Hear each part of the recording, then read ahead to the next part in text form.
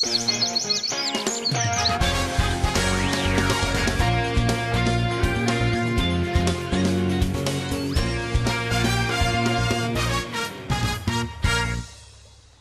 en welkom bij het Scootjesjournaal. Vanuit Jennewoud, vanuit het Scootjesmuseum, bepraten wij 24 hier SKS en Scootjesielen. Want ik al wordt er net zielt, er valt genoeg te bezien en te bepraten. Zo doeken we de historie in. We gaan waarom naar 24 jaar in. In de Tweede Wereldoorlog daar had ik nog wel wedstrijden zield. En toen had inderdaad de Gerben van Maan uit Drachten en Klaas Kingma. Die had toen inderdaad de koppen bij elkaar stutsen om te zeggen van ja, dit moeten we wel behouden. En om het zilveren scootje wordt dus net zielt dit hier. Maar wij zijn net voor één gat te vangen. We betochten een eigen wedstrijd. Bij Grauw stappen de skippers in valkjes, maar één extra hinderniske. De vrouw gaat mooi. Aan de kant of in de krant. En Joet bij mijn gasten René Nagelhout. Hij is voorzitter van de SKS. En Douwe Visser, negenvoudig kampioen. En nou skipper in resten, zaten we dat nemen. Welkom heren.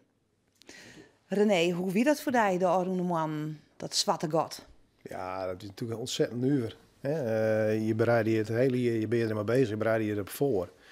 En dan ineens wordt toch wel stadig onduidelijk dat het helemaal niet kan. Dat je geen kampioenschapszielen kan in het je 24 jaar bestaan. Ja, dat is bizar. Dat is heel raar. En de vertwijfeling? Ja, enorm. En dat leeft natuurlijk bij skippers en bij bemanning. Maar dat leeft natuurlijk bij ons. En dat is ongelooflijk vreemd. En dat juist, daar praten we dus ik wel makkelijker over. Van, hoe ga je mee om? Maar wat wel vooral naar boven kwam weer van... we moeten zeggen dat we er toch wat van maatje kennen. Hè? Ondanks alles wat... Zinus is, hè, wat nou net kan, maar toch zijn wat er wel kan. En toen dat boven kwam, de buis, toen heb ik gezegd, we gaan nou in Oel is. En we zeggen dat we echt het leukste maatje kennen nog. En zo zitten we hier onder andere ik. En dat vinden we natuurlijk hartstikke mooi dat er aandacht besteed wordt, ik vanuit de omroep. On het 24 jaar bestaan van SKS. Prachtig. Ja. Douwe Visser, als er één skipper weet hoe het is om net te zien, dan bist jou dat. Hoe is het nou voor die skippers, denkst? Nou, heel vervelend natuurlijk. Maar goed, ze hebben eigenlijk nog het perspectief dat ze dit hier weg gewoon verder zullen kennen. En dat heb ik dus niet. Dus ik zit er oors naar als hun waarschijnlijk. Maar het is voor hen natuurlijk heel moeilijk. Ja, je leeft een hele jaar daar. Dat het scootzielen is op een gegeven moment ouder rond, dan is er een rangorde bekend en dan begin je alweer te leven naar het volgende jaar. Ja, en dat is er nou eigenlijk niet, Nee. In zielestermen. Dus dat is heel ingewikkeld. Heb je wat tips voor de man en de bemanningen? Nee, ik heb het er nooit meemaken. Dus dat is lastig. Ik zou zeggen, ja, dat is maar mij nou straks vertrainen. Dus of het mij nou weer. Dus geen vast werken aan het volgende seizoen. En daar heb je nou iets meer tijd voor. En ja, geniet maar van dat stukje. Normaal is het altijd hartstikke en je hebt altijd het gevoel dat je te min durft. Nou, ze kunnen zich nou uitermate goed voorbereiden op het volgende jaar. Ja, nou is het net alleen nog vertrierd om het net ook in van het kampioenschap in dit jubileumsjaar. Ik neem aan dat het financieel ik nog wel wat gevolgen heeft. Nou, we hebben het geluk dat wij Skofke waarom Malkoor heel goed afspraken maken over het maken van een buffer.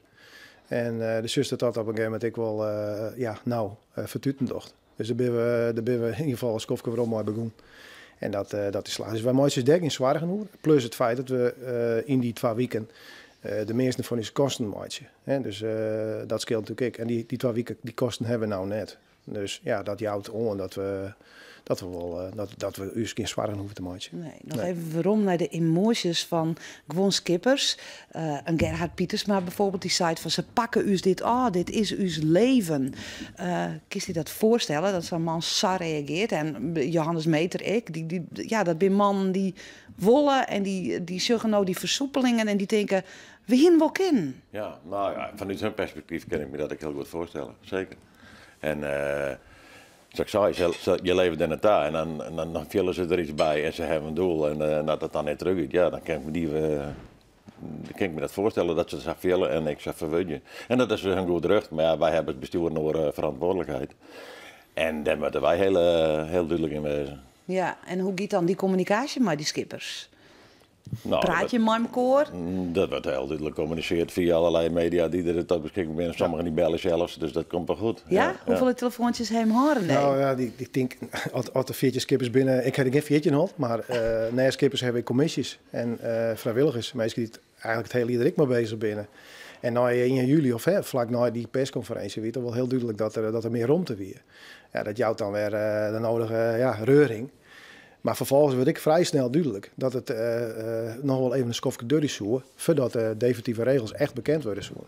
Dus uiteindelijk kwam pas, en eigenlijk tot de dag van Joet, is er nog geen noodverordening. Dus je neemt op dat moment een besluit, op basis van de inventarisatie die we hier met de omgeving, met burgemeesters, met veiligheidsregio.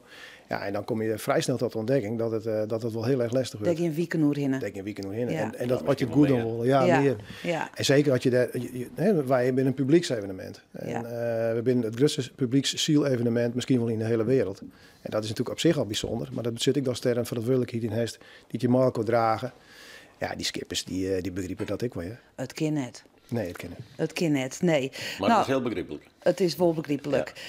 Maar in die 74 jaar is het nog nooit eerder bad dat een kampioenschip net trok is, zelfs net in de oorlog. 74 jaar SKS. We gaan waarom? Naar de begin.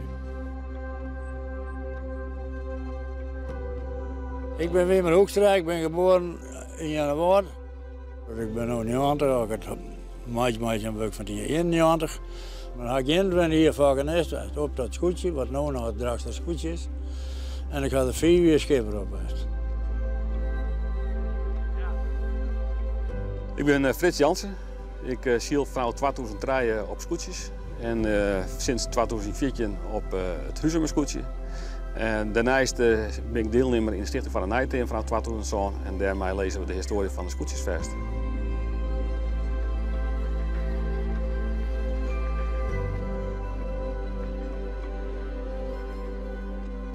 De Tweede Wereldoorlog, ja, daar had ik nog wel wedstrijden zield.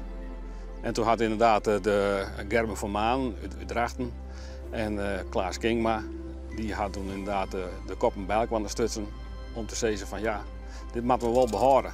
Dat was eigenlijk de bedoeling dat het weer alle wat opleven zou, hè? Dat er weer wat meer deelname komen zou. En dus die mensen die spannen hadden verenigd om hier weer schippers te vinden die actief willen wonen en die met zielen konden wonen.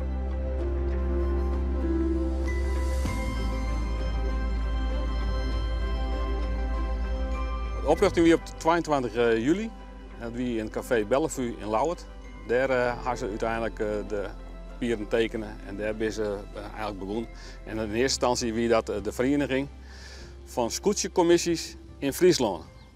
En een jaar later, in 1946, toen had het pas de naam gekregen Centrale Commissie Scootjeziel. Dit zijn mensen die hier wel in de gaten dat er wat gebeuren moest. Want ten eerste, nou ja, die schepen dat houden op dat die mensen naar breder maar verzinnen konden. Nou, en dat nam na de oorlog, hè, na 1945, toen nam dat wel wat en snel dat het wat harder ging. In 1944, toen was ik nog genoeg animo voor. Toen waren er nog genoeg skippers die een eigen skip hadden. Dus die kon ik aan die wedstrijd nog meedoen. Want ja, als je praat over 1944, de eerste wedstrijd, dat die toch 24 skippen al mee.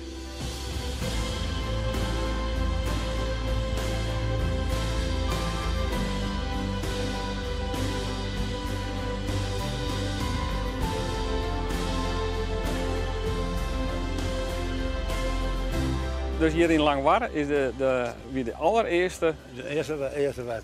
kampioenswedstrijd. Toen hier maar 1 dag. Dat weer dan de kampioenswedstrijd.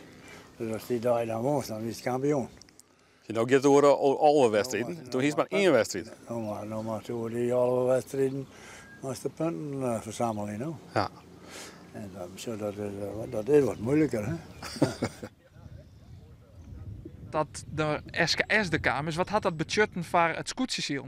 Nou, dat ze nou nog zielen. Als de SKS net begon wie met die zielerij, dan hier we nou net meer van die mooie skippen horen. Zonder de SKS hier er misschien nou wel net meer scootjesiel doen? Nou ja, wat is wijsheid, maar van mijn begrip net liggen nou. Ja, het is toch goudwurdig, ik, die oude beelden en die verhalen. Waarom? Nou, 25 hier, ja, Lien doet het al je begoen. Nou, we zijn krijg het begoen maar in je wedstrijd, René. Nou gaan we naar 2 in september. Een beetje waarom? Nou ja. Ja, waarom nou? Ja, maar ach, dat zei de krek zei. Je maakt je gebruik van, ja, je ziet je naar mogelijkheden, naar kansen. En dan is zo'n weekend, let wel dat we dat nog wel organiseren met... Onder voorbehoud. Onder voorbehoud van Ja. alle regels. Maar dat we, ja, dat is wel mooi dat je dan in ieder geval dat Marco probeert op te zetten. Ja, ja. In die Nou, weekend. ja, en het is die 25 hier. Het is een bijzonder hier. Hoe mooi is het dan dat je op de lijst van immaterieel erfgoed wordt komen? Ja, dat is prachtig. Dat is best wel heel bijzonder natuurlijk. Die houdt aan dat wij als vereniging de druk bezig binnen om het scootsie in stand te houden en de traditie in stand te houden van het scootsenziel als vrijwilligersorganisatie. En dat is een prachtig mooi predicaat, ja. Ja. Douwe, 25 jaar de oprichting. Wie de vissers doen al actief? Ja, vissers ben zelfs voor de SK's al actief geweest in scootjesielwedstrijden. Dat is al, nou ja, zolang het scootjesielen, denk ik. Ja. We varen al generaties lang en al 4 voordat de SK's opgerucht is. Dus. En er waren altijd wedstrijdschild. In de SK's-verband wie douwen vissen, paken douwen vissen. Die wie de eerste echt binnen de SK's-verband. In de jaren 60. In de jaren 62. Ja, op het schipje van zijn schoonheid tegen zelf daar. Dat wie de eerste douwe vissen die daar is op binnen de SK's-verband. Ja, hoe zit dat in zo'n familie? Zit dat altijd vol verhaal? Dat je om het kriesdiner zitten of op Jiddisch? Nou, er ben wel een hoop verhaal, maar ik ben er zelf niet zo sterk in, want mijn geheugen is... Oh nee? Nee, dat is net zo geweldig. Als iemand iets vertelt, dan weet ik, oh ja, wist wel, maar ik ben niet iemand die er zelf voor begint. Hij is tegen Van der Meulen bijvoorbeeld, tegen Klaas van der Meulen zijn huid, dat is ik familie. Nou, die zit vol verhaal, dus een hele hol is een verhaal, zou ik maar zeggen. En die kan ik zo opdissen, maar dat heb ik dus helemaal niet. Maar als al die nog een kampioenschappen bedelgiest, kies dan nog per hier vertellen, Nee. ik was toen kampioen? Nee. Nee? Nee, niet in. Huh? Ja, dat is gewoon zo. Ik leef net in het verleden. Wat wees is wees en dan ging je weer naar de toekomst. Altijd naar de toekomst, Jen. Ja, Ja. ik zie het wel. Ja, had iemand mij vertelt, je leest nog een verhaal met mijn neef Douwe van Grauw over een bepaalde situatie en dan vertelt hij dat. Want die had ik een heel goed onthouden, dat is ik een pracht, ja. En dan schetst hij die situatie met handen en voeten en denk oh ja, dat weet ik zo, wist wel. Maar ik het zelf vertellen moest, nee, geen idee. Nou, wat grappig. Ik heb nooit zo veel. Ik reageer altijd instinctief op situaties. Dus ik weet na de wedstrijd nooit wat er gebeurd is. Dat is heel bijzonder, maar ik ben meestal bij die kantine lieden naar vertellen wanneer Ja. ze bij welke slag, bij welke wedstrijd dingen. Ik heb geen idee, als de wedstrijd ouder is, ben ik het afvieren. Dat is wel een mooie eigenschap eigenlijk, hè? Want dan Ja, moet nou- je nooit naar te denken, wat heb ik fout in? Nee, nou, dat dan nog wel. Die bleef wel hangen. Oh, die bleef wel Ja, hangen. die fouten bleven hangen. Ja, Ja, ja, want dat was het leerproces wel heel erg traag in. Ja. Maar dat moet wel hangen. Maar echt al dat eromheen en in de wedstrijd zelf wat goed ging, is kei vierde, want dat is goed ging. Fouten dingen kan je onthouden, dan kan je wat mooi. Dat heet dan vaak, maar de ploeg ik even oer naar de tijd. Dus dat moet op dat moment wel hangen. Maar als dat weer voorbij is, ja, dan is dat ik weer fut. Want dat zit ergens in je onderbewuste, zit dat wel opsluit. En als het moment daar is, ga je instinctief daar weer mee aan het werk. Ja. En zo zit de geest in elkaar. En ik heb nooit raar, er gebeuren tijdens wedstrijden wel dingen, maar skippen onderling en dan scheelt je wel eens even. Maar dat moet bij mij nooit lang hangen, want ik weet het na de wedstrijd vaak niet meer, maar wie gaat het wie? Nee, Dat is, die verhaalsprutser. Nee, hem had dit hier natuurlijk een heel soort op die skiernis inzet. In het Skipfit Museum, in Ja. Snits. Prachtige tentoonstelling. Hoe vallen we zelf van de skiernis? Heeft hij er helemaal in onderdompelen? Nou, ik heb wel wat boeken gelezen. En natuurlijk de verhaal. Hè, zat Douwe 40 held, dus ja, ik kreeg, dat wist ik net. Maar dat soort verhalen die bleven wel hingen. En die werd ik wijdwijdig verteld. En het mooie is ook dat we dit hier bezig zijn om die verhalen op Nijvers te lezen in een jubileumboek. En dat is wel een pracht. Dat werd dan in september ik naar voren gebracht. En is er een gebeurtenis of verhaal waarvan zij van, dat vind ik nou geweldig? Nou ja, mijn ziel is hard geëerd iepen op het moment dat ik zo naar de finish van Peri waarom de laatste dag in Wat was Snits. dagje? Ja, dat de meeste set van Douwe is maar. En hoe dat dan ik verroem, dan is dat topsport, ziel, de wedstrijd en die traditie gewoon echt bij elkaar jaren. En ja, dat vond ik een hele mooie. Ik ken nog steeds keeper, ik krijg nog echt Ja. die piekenvel als ik erover praat. Maar dat was natuurlijk machtig om te zien. Dat vond ik een heel bijzonder moment. Ja, die situatie wist nog wel te gedouwen. Ja, dat is een meesterlijke set weer dat. Ja, Van ja Neef. prachtig. Ja, Ja, zeker. van Neef ja, Douwen, let ja. op duidelijk wezen dat we Neef, Ja, nee, dat we ondergetekende net. Ja, zo is het. Ja, Nou, ja. grauw. Ja. Ja. En wat is die eigen ondervinding met Zielen eigenlijk? Nou ja, van oude jonkje ben ik al op het wetter te zien. Wij gaan naar de bouwvak, mooi uit hem, mooi gezin. 3 weken voort. Mooi een skip wat we dan van de Zuidlijn van het weg- en waterbouwbedrijf. Nou, dat waren skip maken en poetst. En dan gaan we 3 weken het wetter op. Kist valkjes zielen?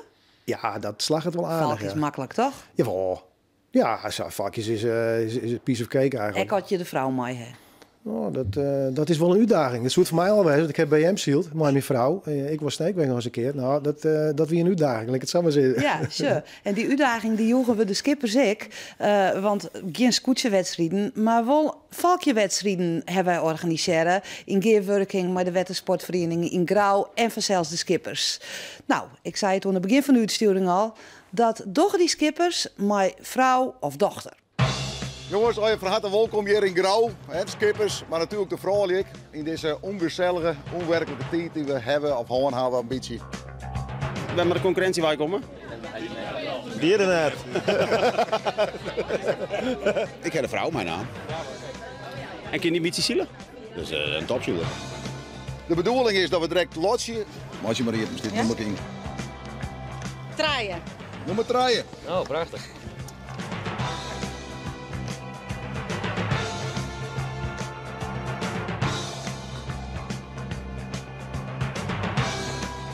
Ik hoop dat we maximaal een mooie dag hebben, dat het waar wat mooi valt. En het is al prachtig dat we hier in ieder geval haast bij alle 14 skippers we kunnen weer eens even zorgen. De eerste keer van het hier dat ik mijn grauw shirt jongen heb. Dus ja, daar ben je wel op aan ja. Aan de kant of in de krant.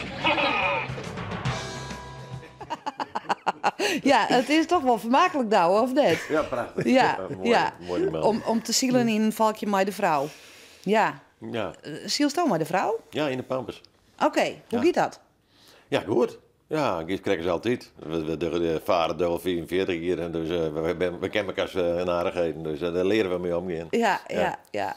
En wanneer komt het Xavier dat er eens een vrouw aan het helmhout zit bij het scootjeziel in de SKS? Nee. Het wanneer, dat weet ik net. Maar dat het een keer aan de orde wezen kan, dat is net uitsluiten. Ja. Nee. Ja, want wat is de rol van de vrouw bij de SKS?